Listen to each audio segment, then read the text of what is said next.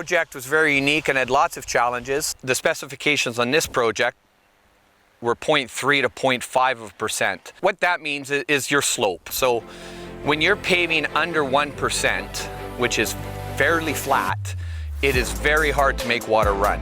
And the reason it's so flat is because when you stack containers on top of each other, it has to be a fairly flat surface so the containers aren't leaning. The trouble it makes for the paving contractor is you still need to have water be able to run. That's very hard to achieve, especially when you're paving over 130,000 tons in multiple lifts. And the way that we achieve these super tight tolerances and specifications were by using a system called the LPS system. That means local positioning system. The way this works is when we're doing an area, whether it's grading or paving or milling or even installing concrete curbs, we come in and we localize the area. We have a design surface file that has coordinates as well as design elevations. We use total robotic stations which communicate to the paver. So as the paver is sitting on the surface, it knows exactly where it is and what that design elevation is at that point based off the coordinates. So as the paver is moving, the screed will automatically adjust to that design elevation. This gives us the best chance to achieve very, very tight specs, as well as virtually no ponding on site.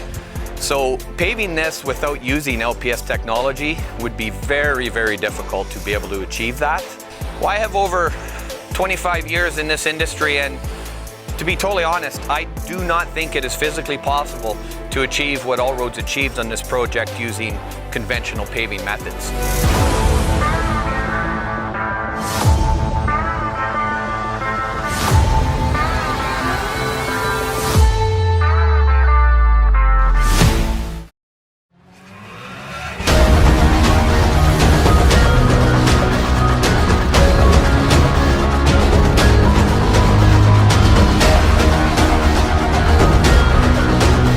Working on an existing live terminal, which means that they have to maintain their operations and we have to work alongside them, meaning that we don't necessarily have the areas that we want when we want it.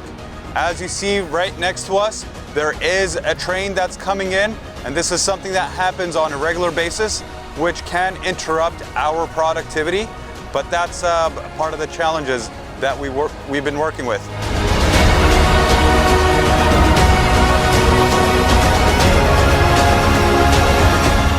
It comes down at the end of the day, technology helps us get to the finished product and have a very good finished product and a very consistent surface.